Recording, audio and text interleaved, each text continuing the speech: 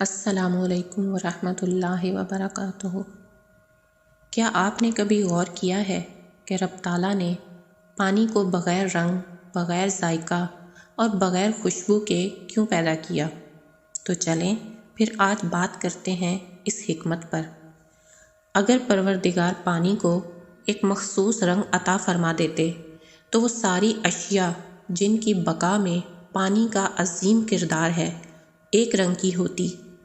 اگر وہ واحد و لا شریک پانی کو ذائقہ عطا کر دیتے تو کھائی جانے والی تمام سبزیاں ایک ذائقہ رہتیں، کیونکہ پودوں کی بقا بھی پانی سے ہے۔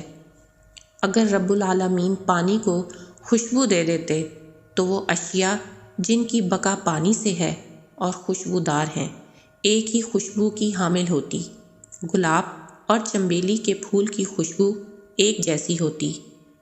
اسی طرح انسان کے جسم کے بعض حصوں میں موجود پانی کو دیکھیے۔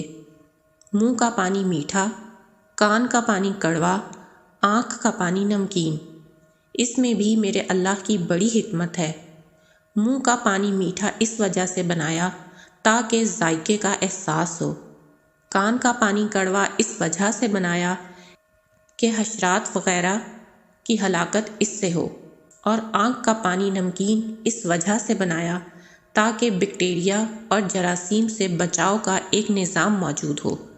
اللہ جل جلال انسان کو اس نظام کائنات کو بہت قدرت سے پیدا کیا۔